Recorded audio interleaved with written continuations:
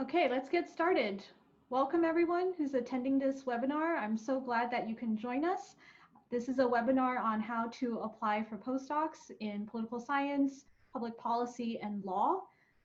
We have an excellent group of panelists with us today. How about we introduce ourselves? My name is Baobao Zhang, and currently I just started a postdoc with the Cornell Society of Fellows, and I'm a political scientist by training. My area of focus is on technology policy. Thanks. My name's Cadence. I am a postdoc at the Digital Civil Society Lab at Stanford Center on Philanthropy and Civil Society. I'm also a political scientist by training. I got my PhD in 2019 from Brown, and in the fall I'll be starting a tenure track job at the College of New Jersey.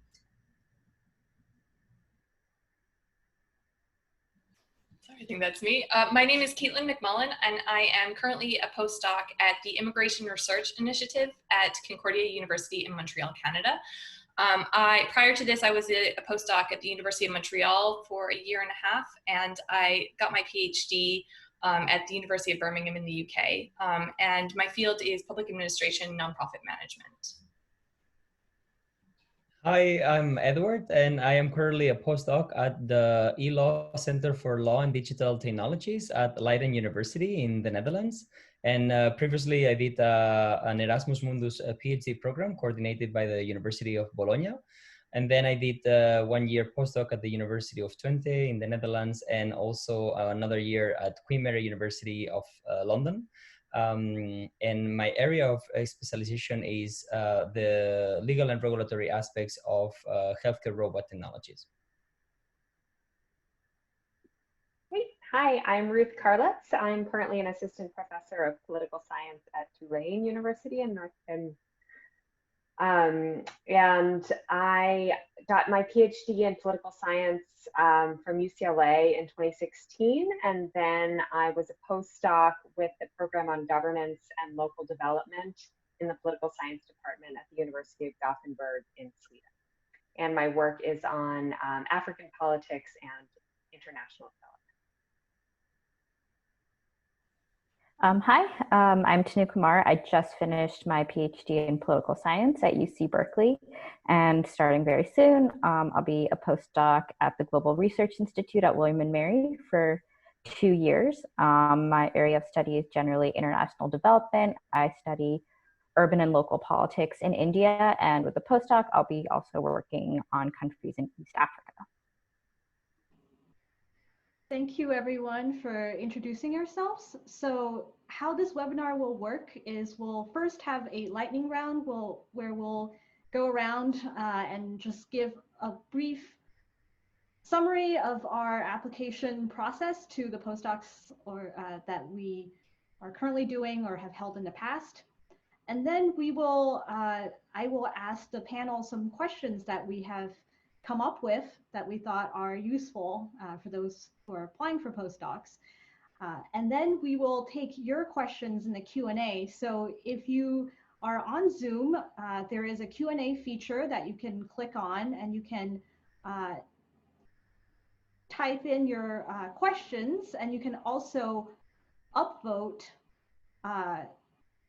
other people's questions, and then we'll take the top upvoted questions. So a lot of of this webinar will be devoted to answering questions. Sounds good? Let's get started. So we're going to do a lightning round of our experiences applying for postdocs. I will start. So I had actually been on the job market twice. The first time around was in my 5th year of my PhD. I was doing my PhD at Yale University in the political science department. And the first time I was on the job market, I was not ready, but I had to do it because of financial reasons. I was running out of funding, and it was still early in my career, and I wasn't able to get a tenure track job.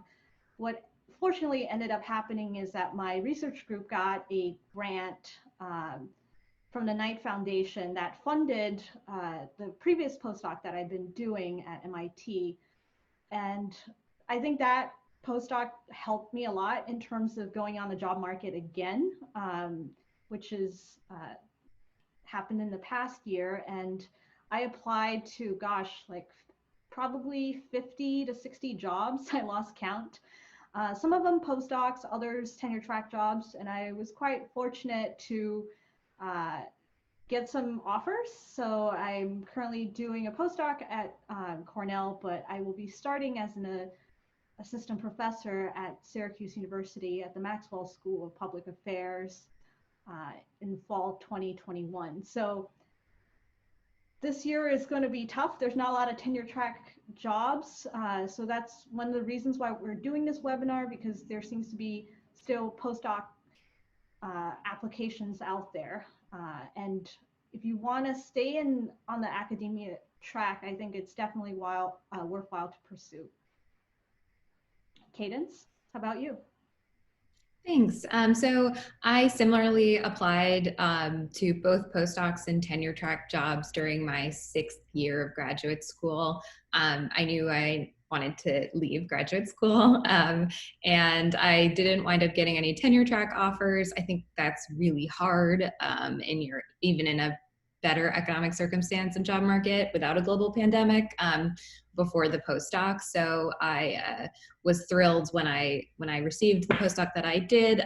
It's at a lab in a larger center at Stanford University, and I'll talk about this later on in our Q&A session, but there are a lot of interdisciplinary postdocs that don't pop up necessarily in the common job sites, so that's something to keep on your radar. The postdoc was a 2-year research-based postdoc, and I decided to go on the job market my first year just to sort of maximize my chances of getting a job, which luckily I did, which was great. And yeah, I mean, it's difficult when you have a 1-year postdoc to go right back on the job market. It's kind of draining, but I think personally that was the best choice for me just because it's a limited job market. So I'm happy to talk about both applying for jobs while a postdoc and applying at interdisciplinary centers.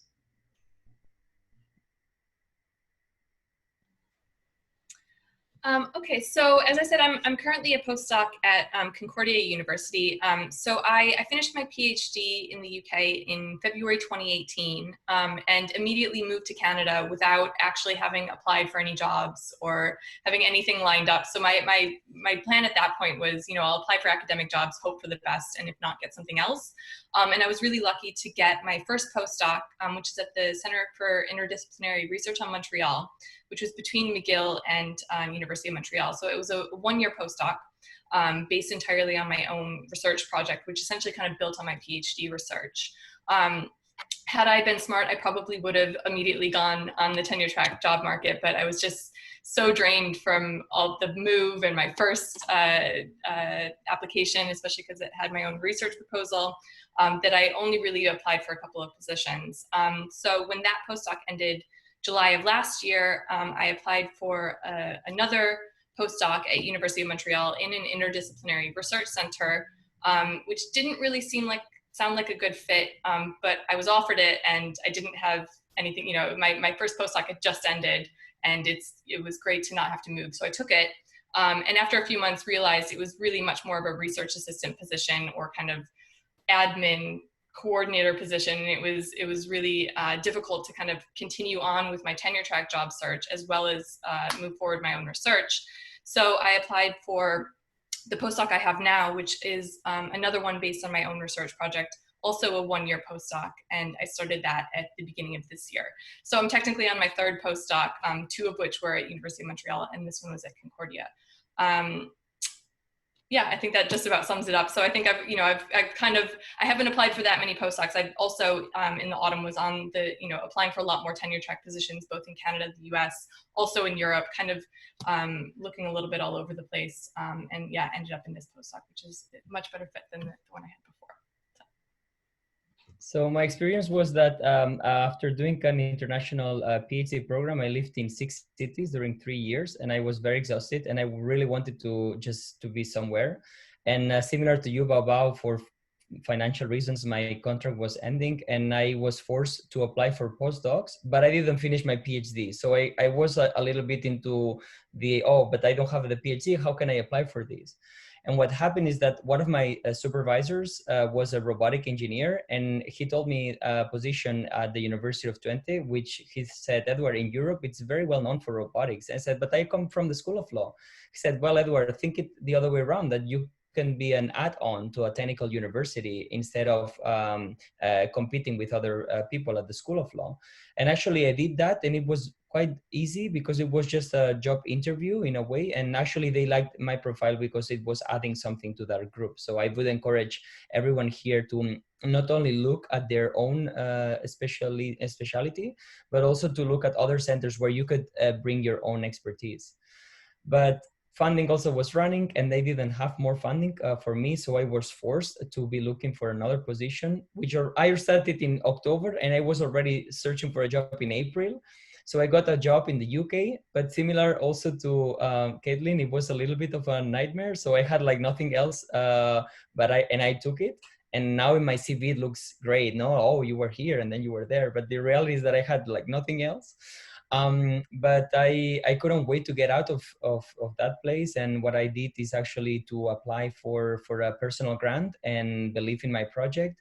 So I applied for an own grant to go back to the Netherlands, which actually I thought that it was a very nice academic environment.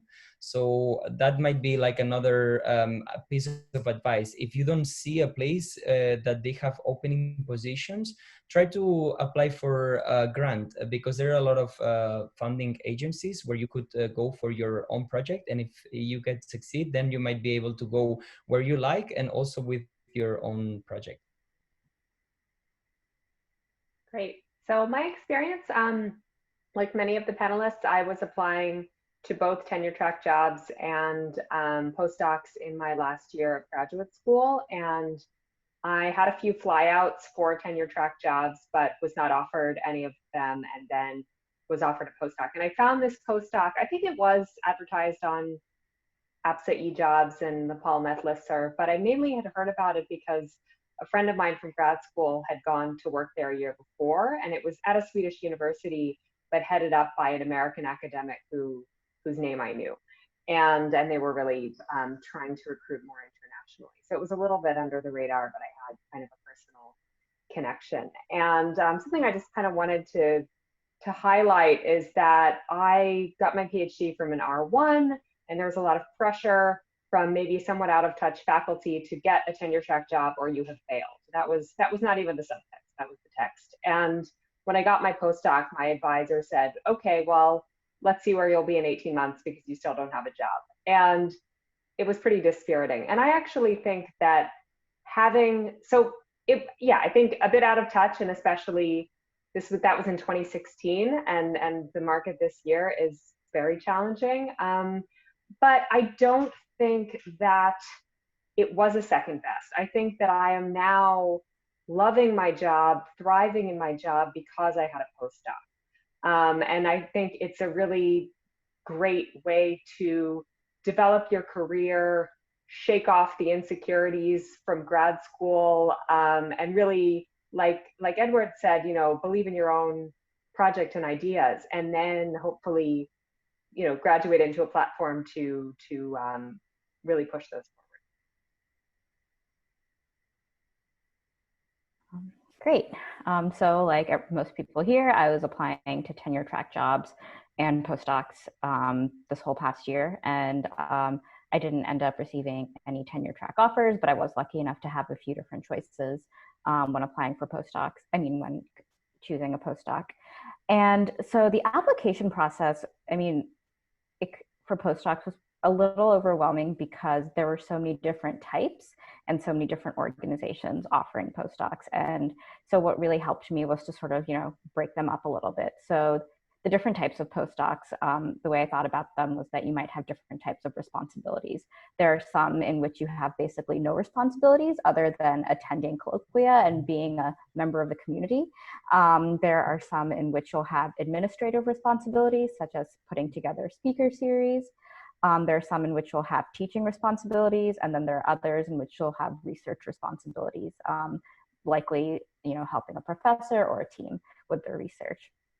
Then there are also a number of different types of organizations that were offering postdocs. There were research centers housed in universities. There are also certain, departments with their own specific teaching needs. There are individual professors who needed basically, research assistants.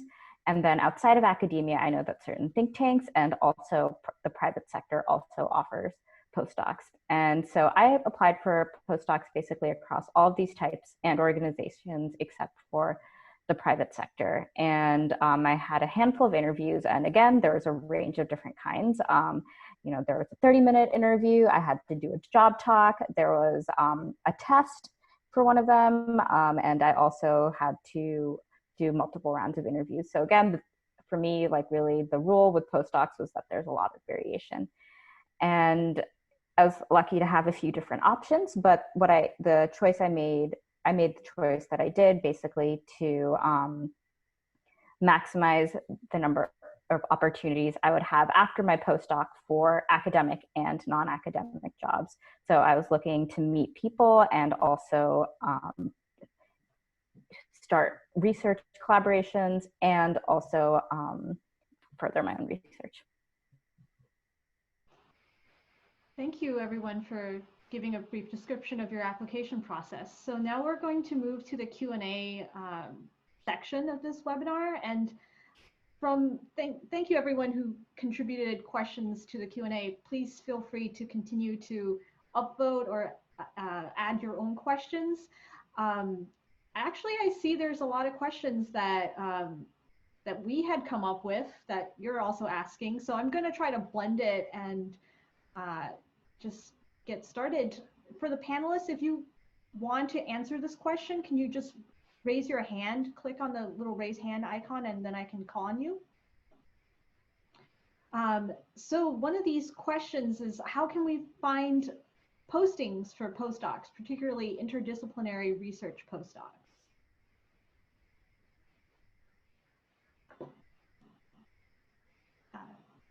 Cadence, do you want to get us started? Yeah, I just did that the old-fashioned way by physically raising my hand. That works as well. So I'll start with this. So I obviously looked at, for political science, APSA, eJobs portal was a great asset. The postdoc that I wound up getting, I'd had my eye on for a couple of years. So I found it through joining actually a section or related group at APSA at the conference. So I know these seem like kind of painful networking moments, but going to these sections and related groups at like the large national conference for whatever your discipline is actually very fruitful if you can kind of force yourself to network with the other folks that are there, because they're often hosted, at least in my experience, often hosted by a large university that has a vested interest in this research. So often I met with postdocs who had previously held the position that I was going to apply for. I still didn't think I was an ideal fit, but I decided to go for it anyways. And I'll echo the point of, I think this was what Caitlin said, or maybe Edward, sorry if I'm misattributing, but you basically don't have the full information when you're applying for a postdoc. Usually if it's an interdisciplinary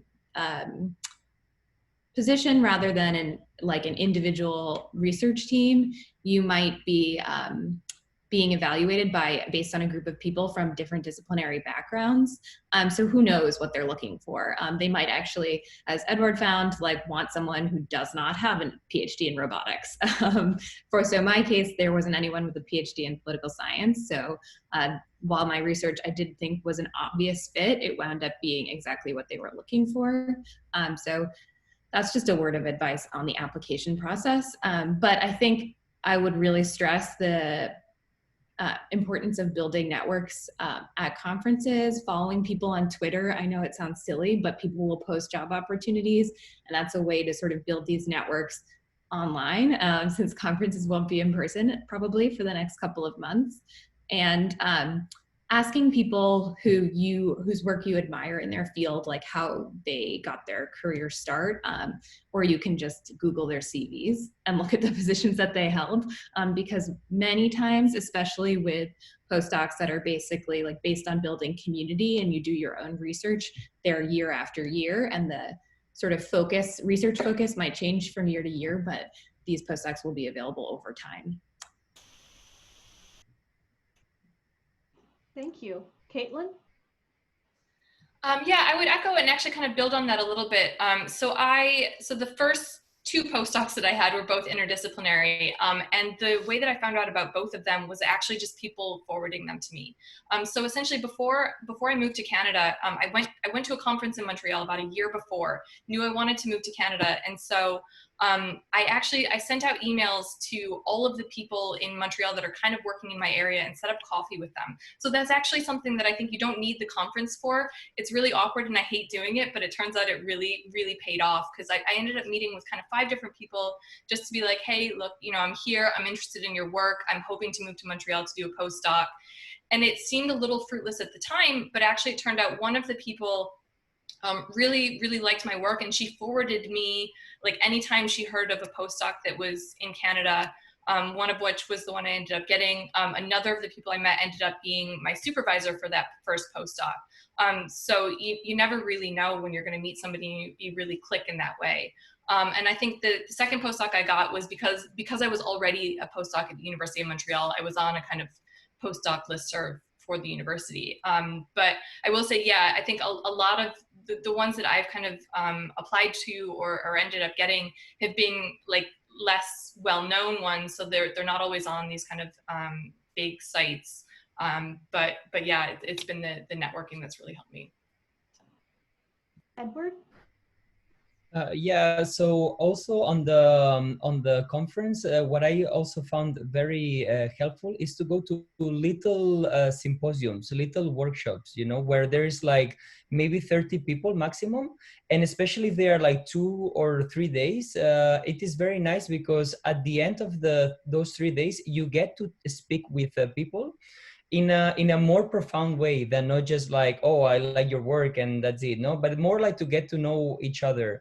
And I think that is very nice, because what I found in academia, that there's it's very cold sometimes, and at the end of the day we are also people, you know, that we have families, insecurities, uncertainties, and it's very nice to go to these little places where you get to know the people. And as I said before, like, I got to know the jobs because also my supervisors also helped me with this. I usually find that people are very helpful if you ask for favors, but also for the grant, it was more sort of like my own research, and say like, okay, who could pay for this, no, like, and go for it. Thank you. And you? Yeah, the only thing that I have to add is that just to remind people that the private sector does have postdocs. Places like Facebook, Uber, other companies will have postdoc opportunities, and these will most likely be on, you'll normally hear about them through places like LinkedIn or other job search sites. And so just to keep an eye out, you know, for opportunities outside the main academic postings. And I also want to add, if some of you want to go to Europe, every state has a research council, and each research council have also scholarships and grant application, like Ruth was explaining for Sweden, or me in the Netherlands, for instance. Like, they're like the research councils have also their own funding schemes, and some of the countries in Europe, they are very rich actually. Thank you. I'm just going to add my 2 cents here. The panelists, that was very insightful in terms of my postdoc, which is sort of an interdisciplinary postdoc.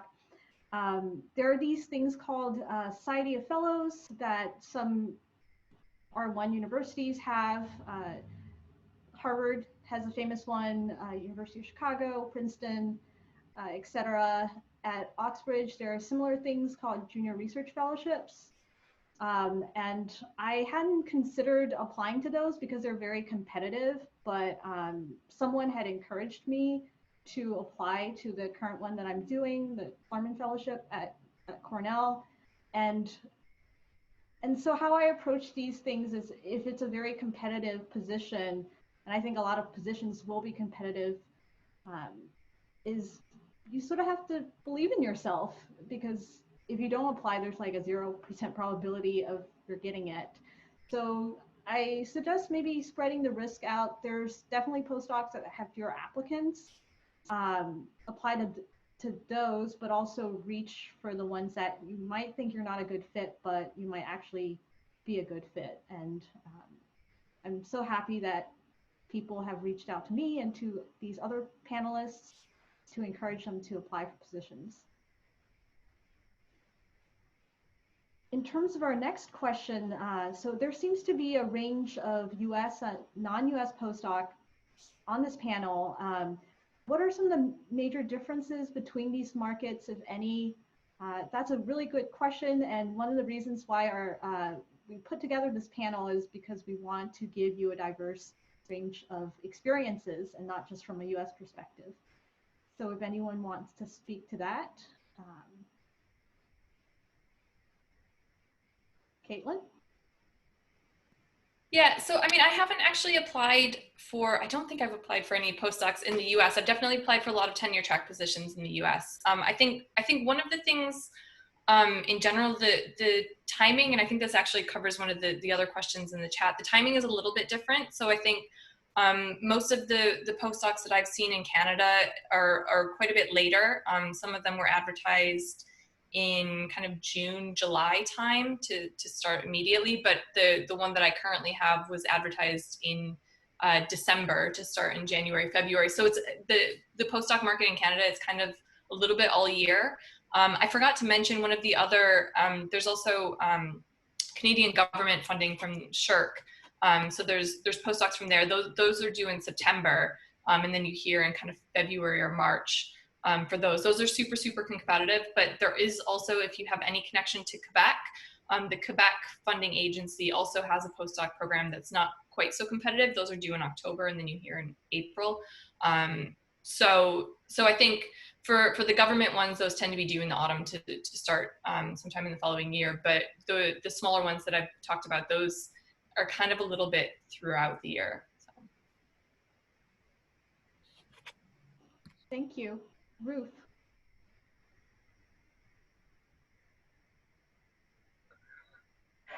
It's not like I've been teaching online or anything.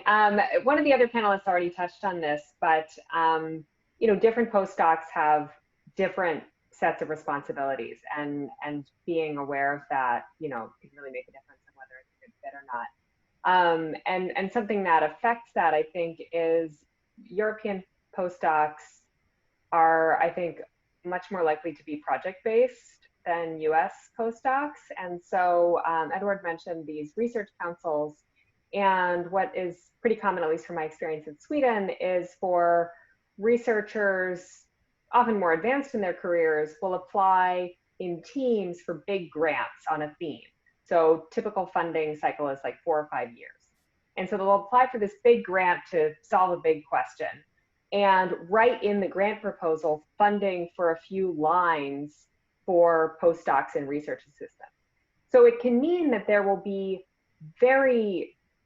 I ended up with a sort of funny postdoc in Sweden because it was headed up by an American academic who was she was coming right out of Yale and more from that model. But when I would see things advertised, like I remember there was one postdoc they were looking for someone to study the politics of pregnancy in advanced industrial Western democracies. And that's because they'd gotten a big grant from the Swedish Research Council to do that, and they needed a postdoc to help with the project. And so these can be, you know, if they're well aligned with your interests, they can be great opportunities. But they can also be, you know, I think in the worst case scenario, a glorified research assistant position or with administrative tasks and not necessarily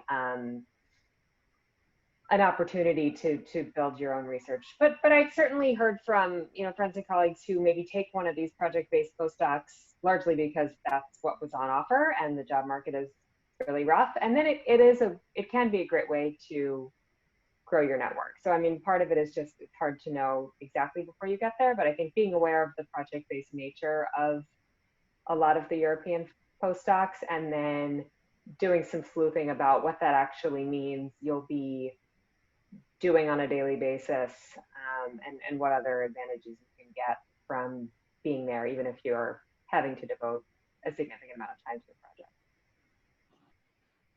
Ruth, can I ask you one more question? Sure. So there are some folks who are wondering, if you're a US based grad student and you take a postdoc outside the US, do you think it affect your chances of going back to a tenure track job in the US? So again, my advisor was worried about that for me, I mean, I was fine, you know, like I got the postdoc. It was a 2-year postdoc, and then which was really wonderful. I didn't say this from the beginning. I took my first year of the postdoc off from the job market, and I had like brief moments of FOMO, and then got over it and was never happier. And then I went on the market again my second year of the postdoc. I had a number of flyouts, but nothing worked out, including back to the US. And I mean, I think the nature of the job market, the nature of academia, it's gotten so much more international. And I was at a university in Sweden that was really trying to strengthen its international profile. And so it was well enough known. I think it depends. But then I also think, I mean, this networking advice, as icky as it can sometimes be, that helps too. I mean, any connections you possibly have, trying to meet up with people, and people are generally so flattered when, I know I am, when anyone reaches out for advice. And so I think, especially now, like probably searches that haven't been canceled are doing online interviewing, and then it doesn't matter where you're coming from. So I think maybe one benefit of the moment we're living through is that it will let people see that we actually can, you know, engage more with colleagues who aren't in the US, and break that down. So I think it was a fear that some others had on my behalf, and maybe someone could run the numbers and, you know, maybe it's a slight disadvantage, but I don't think so. Thank you. Edward, do you have? Yeah, so what I wanted to say also is that it does not only depend on the position or the relationships that we are building. It also largely depends on you and how much you've been working doing your PhD, and how much you can show that you are working towards changing society or having an impact. The more and more there is a focus on not that much on impact factors, but more on what they call the DORA declaration. So actually, like, to try to assess how your work is actually contributing to society. So I think that we need also to center the focus also on what is in our power that we have in order to achieve for that postdoc position. And actually, one of the greatest ways is also to come with a killing CV, you know, that you really show that you've been working and that you really know, and that you've been doing a lot. And sometimes this is difficult because a lot of people say, well, but you need to focus on the dissertation, and other people will tell you, oh no, but it's better like to publish academic journals. And other people is like, oh no, but you need to go to that symposium. And another, no, like you need to organize them and then like make them come to you. So it becomes a bit difficult to know exactly what needs to be done. But this is, I guess, an internal process that each of you need to do concerning your field of expertise, and also what is reasonable to expect for you as a postdoc. But for sure, the minimum baseline that you need to show to your next employer is that you are at the level of postdoc also. And I just wanted to say that. And I would assume that then wouldn't really impact that much if you are doing research in Europe, or you're back in the US, because a lot of these journals are international and they are like well-known journals worldwide anyway. Thank you for everyone's insights. Speaking of having publications or having a killer CV, One of these questions that has been upvoted a lot is, how many writing samples are needed beyond the job market paper? Do you need to have a job market paper where you need to go give a job talk? If you're doing a book style dissertation, do you have to submit chapters, or do you have to submit other working papers? So how much work should you put into a postdoc application? Is it as much as for a tenure track job, or is it somewhat less? Does anyone have insights? Cadence, do you want to get us started? Sure. I'll speak from the perspective of someone who applied to a postdoc and then reviewed postdocs this year. So I'll kind of combine this with a few other things I was going to say. So I think this is probably the same with the job market for tenure track jobs, but nobody wants to say this. I don't know how much your writing sample matters. I mean, you should absolutely have a great job market paper because you need to have a great job market presentation, and it will matter hugely in the flyout stage. But personally, I did not have a flyout for my postdoc, and I have a sense that they didn't read my writing sample. And then when we were reviewing other people's applications, I had a sense that other people had not read writing samples, because you're reviewing like 35 applications or something for a couple postdocs. What is really important is tailoring your application materials to the postdoc, in my experience, especially if it's an interdisciplinary center. Because as a political scientist, I was applying to a postdoc that was other communication PhDs, law PhD, and then some sociology PhDs. So it was not clear, like on its face, why I would be a good fit there. And I think you have to make that really explicit. Usually there's like a whole statement of purpose, or where you pitch a project. And I think, although it's a big time suck, making those really personalized is helpful, because the letter and maybe the statement of purpose or the research statement is probably what people are going to spend the most time reading. And then in addition, I'll just say, if you get the interview, I think you need to also be really explicit in why you're a good fit, especially at an interdisciplinary center. And you need to think about communicating your research to someone outside of your discipline. I think all academics are kind of bad at this, but you need to know that like like a lot of the jargon that works in your specific subfield will not work in this postdoc. And you know, everyone who's applying to these jobs and getting these interviews is brilliant. So I think the way you can really differentiate yourself is by being able to clearly and succinctly explain your research and why it's a good fit, or why it would be an asset to the center. I think this goes across the board, whether you're applying to like work in a lab on a big project with a principal investigator, or if you're applying to sort of be part of the community, academic community at a center. But I feel free to disagree with me, other panelists. But I would certainly focus your efforts on conveying your interest and your specific fit to the center in your application materials and in your application and interview itself, rather than focusing exclusively on the job market paper. I think that's really good advice. Do you want to add to? Yeah, sure. So, I mean, of course, it'll vary. I like definitely in some of my interviews, I had found that people had read my job market paper actually very closely and had a lot of very specific questions about it.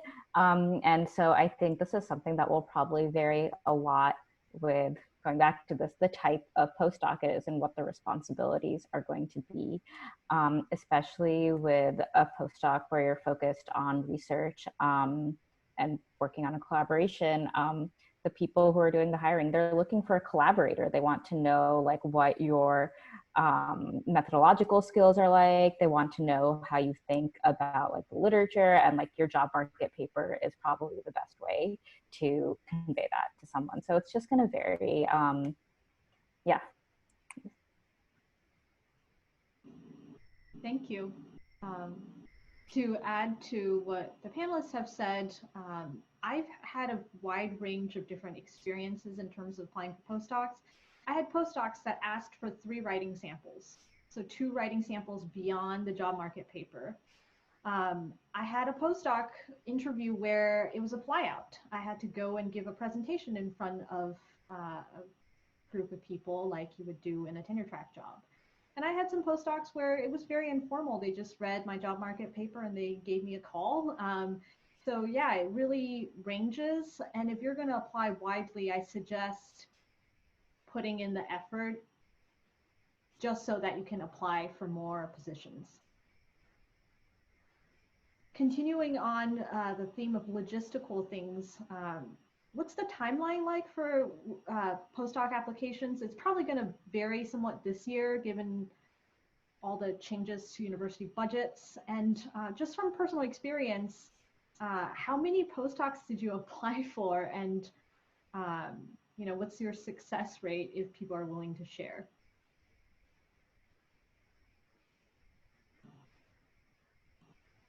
Edward? Yeah, I can start. So I've had many friends that really applied to many places. What I try to do is to maximize the efforts into, on the one side, trying to build this CV, and at the same time, like trying to really just apply for those postdocs that I truly believe, like, if they don't get me, it's because there's someone much better than me, no?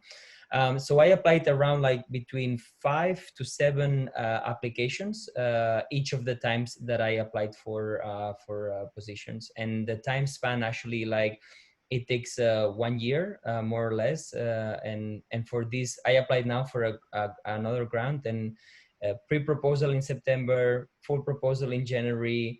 The interviews were supposed to be in June, final results in July, but it's going to be interview in September and then results in October.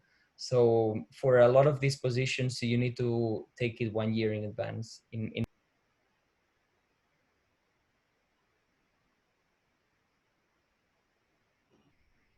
Caitlin?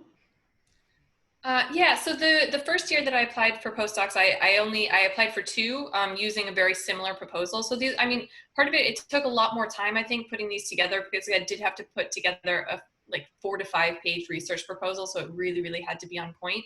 And I used that for 2 different postdocs, one of which I got an interview for, and the second one, which I ended up taking, they just chose me. I didn't have an interview at all. The postdoc I currently have, I applied, you know, during the cycle of tenure track and postdoc applications. I think I probably applied to 35, something like that. And this again, they just selected me on the basis of my proposal, and so I didn't have an interview. One of the things I forgot to mention that's a piece of advice is, which I think a lot of people have used, the book by called The Professor Is In. Her foolproof grant template I've been relatively successful with that. So I would definitely recommend at least, you know, seeing her recommendations for how to structure a grant proposal, because that's helped me a lot. Yeah, thank you everyone who gave some insight into this. I think for me, the timeline for applying for postdocs really varied. Some of them are due very soon, so it's like August, which is very soon.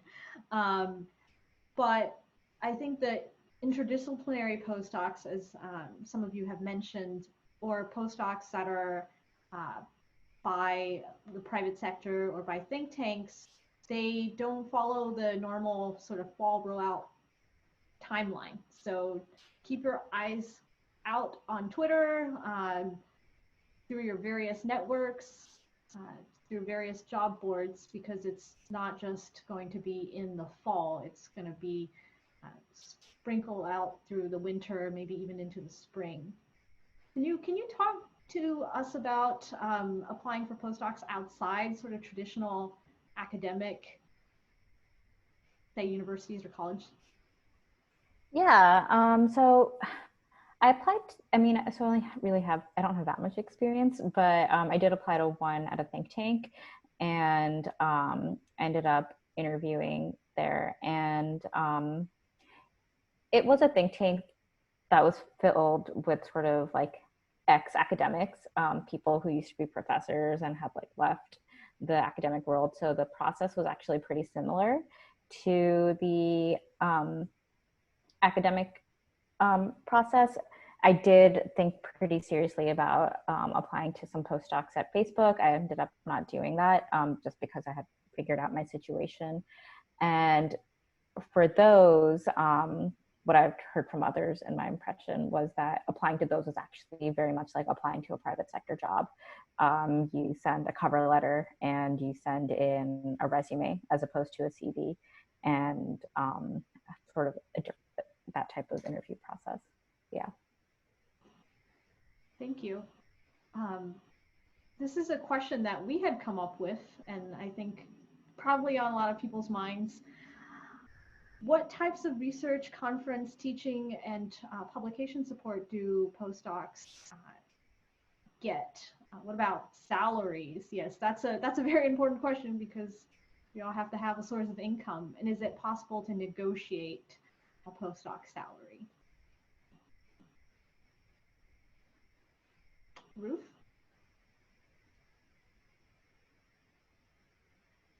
Sure. So my postdoc in Gothenburg, I was making, this was 2016 when I got it, and then I had it until this past June. I was making equivalent of somewhere in the low 50s, 50,000 a year, which compared to grad school was amazing. When I first started, I thought, oh no, all of it's going to taxes. But then living in a high-tech state that also is a high social service state, I was very comfortable on that salary. And my postdoc was quite generous in support for conferences. So I was basically able to attend as many conferences as I wanted, as long as I was doing work that was somehow related to the postdoc. And I wasn't able to negotiate my salary. I think it was kind of fixed within the Swedish system in the university, and that actually created my boss for the postdoc, being an American, being used to a bit more flexibility, had some challenges even with paying our research assistants and things, where there was a pretty set way of, this is a public institution, this is the salary structure, this is how you advance, and that's kind of it. And then because I had this friend who'd been at the research group the year before me, she kind of gave me some tips on, like, she'd been able to negotiate getting support for relocation, which wasn't initially offered, and then I was able to negotiate also relocation for my spouse, and that was huge, and so and then some help with, in that case, also just navigating Swedish immigration, being able to be legal residents there, and we didn't get as much support as we would have liked, but we ended up being able to be legal residents and benefiting again from free healthcare and all these lovely things. So, yeah. I think everyone has their hands up, so let's do this alphabetically. Cadence? Sorry, I muted myself. So I'm happy to share salary stuff. It's also public, I think. And I also don't think you can negotiate. I asked, I'm pretty sure. And maybe they just told me you can't, but Stanford pays their postdoc 65 with 8,000 for research, but I get the feeling you could get more if you went through it. And like a $2,000 relocation bonus. That's pretty generous, I think, for postdocs. I asked around to see what other folks were getting, and I think it's normally anywhere between 40 and 70, and really depends on the cost of living. So that's the short answer. Caitlin?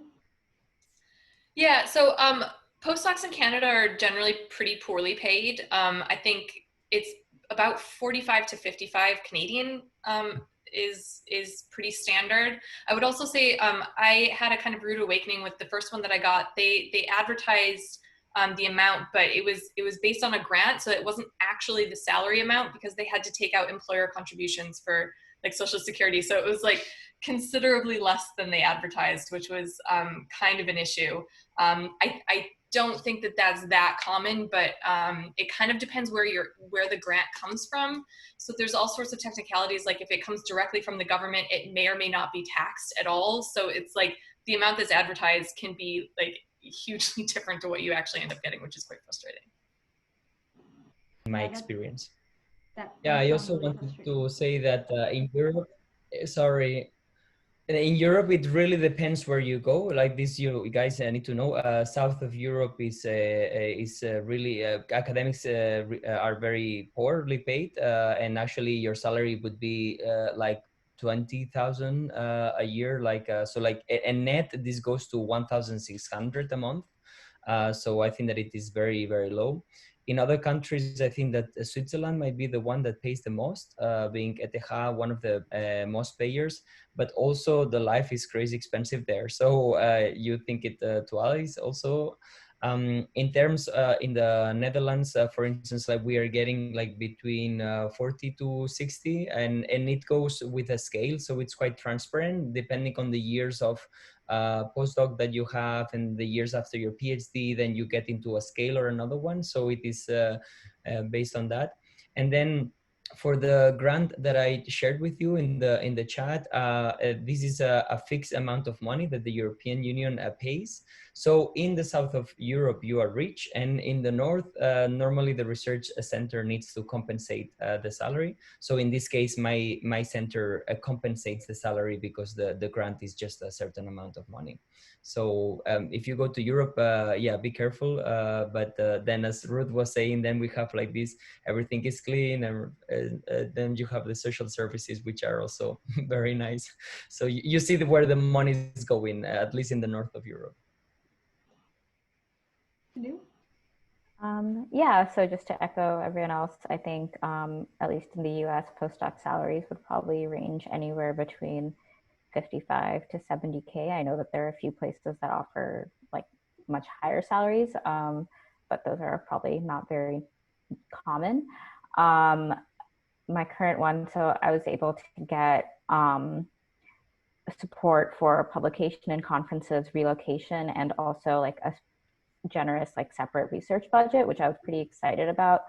I think almost every place I applied to offered some amount of money for conferences and research, and I would really push for that. There were one of the opportunities I applied for, it wasn't really sort of an institutionalized postdoc. It was sort of just a professor who had some research money and needed help, and I had to ask about the research money, but like it was made available to me then. But it's really important for you to have some amount of flexibility with funding your first year out of the PhD. All very good insights. For me, I had applied to postdocs in Europe and also in the US. And the postdoc I'm currently doing is, thank goodness, it's very generously paid. I get $75,000 a year, which is on the higher end of things. And I was deciding between taking a postdoc in the UK, which is another place where postdocs are very poorly paid. I would have been paid like $40,000 a year, but with the National Health Service. So these are some things to think about in terms of where you want to locate to, whether it's the cost of living, whether you get social services, whether you get benefits, and how that affect your professional development long term. Yeah, so there's a wide range, but definitely in the US, most universities have a minimal baseline for how much they can pay postdocs. So I would definitely look into that. So we're almost running out of time, and I'm just going to go through the panelists. And do you have any last recommendations for the attendees? What's one thing that you wish you had known when you were applying for postdocs? and I will start, I suppose.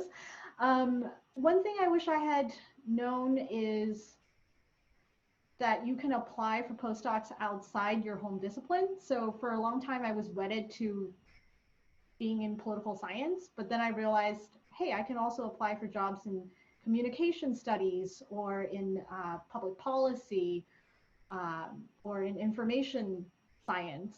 And that just opened up a lot of opportunities for me.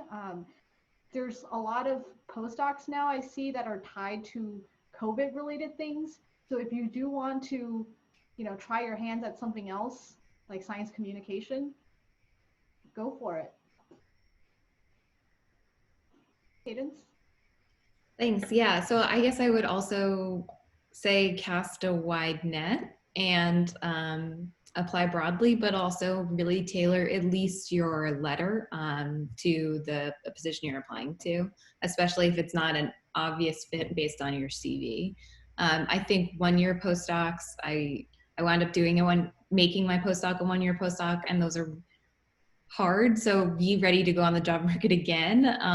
And you have to start thinking like a assistant professor, like the second you get the postdoc and not like a grad student, which is a hard switch to make. It's nice to have that year to do it, but I think people say this and told me this, but I didn't really process it. Like you basically are applying to new jobs before you even start your postdoc. So the one-year postdocs are amazing, but they're also a little tricky to navigate. Caitlin? I was trying to think of something to add, and I think the one thing I forgot to add is the postdocs that I've had that have been based on my research project. You also really have the opportunity to adjunct at the same time, and adjuncting pays really well in Canada. It's a little bit hard sometimes to get the adjunct positions because they're often unionized. But I will say, you have the time to do it, and it is actually a really good exercise to see what it's like to be doing your research and teaching one or two classes at the same time. So I've been doing that at different universities in Ottawa while doing the research. So I think that's something to also consider, particularly if you end up doing one of these Canadian postdocs that, like I said, the money's not great, but if you supplement it with adjuncting, it actually works out pretty well. Yeah, I would add also whether to encourage every one of you to question yourself, to wonder whether you want to follow a particular position or whether you want to follow where you want to live and where you want to be. Maybe one of the things that I wanted to know maybe before it is that I actually could choose also where I wanted to live and then also find a good position there. And that I think that it is very important. And together with this, I think that I also wanted maybe to know that how important it is to be in a good working environment.